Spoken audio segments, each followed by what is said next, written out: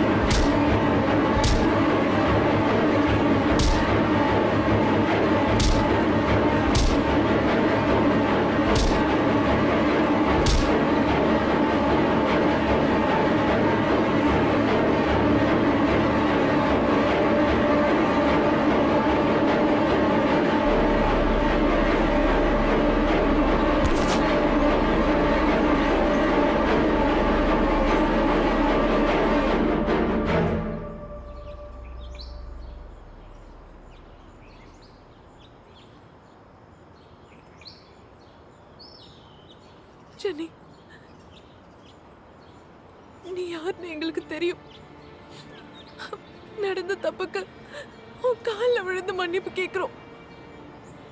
அது நாங்க செஞ்ச தப்பு இல்ல. இவர் அந்த கொலைகாரனை பத்தின உண்மையை மறைச்சது தப்புதான். எங்களை விட்டுடு, சந்துருவைய விட்டுடு. எங்களை கொன்னவனை சாகடிக்கணும் தான் நினைச்சேன்.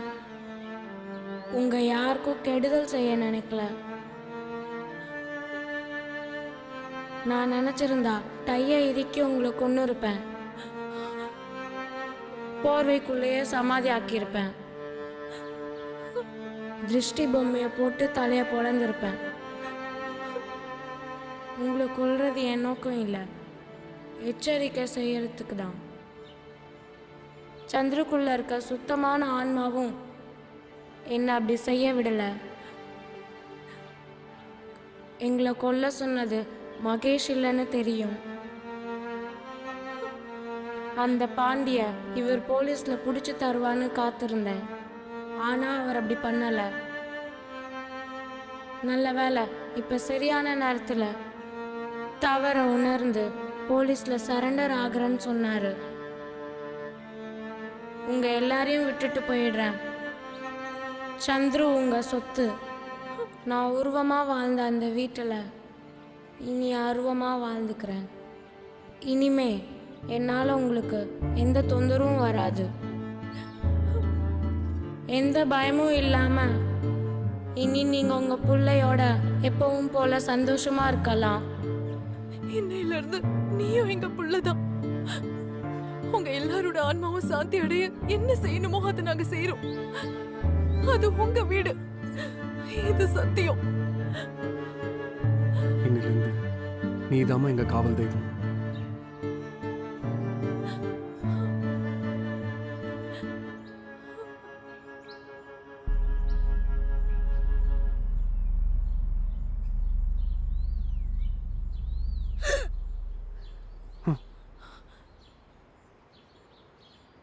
மா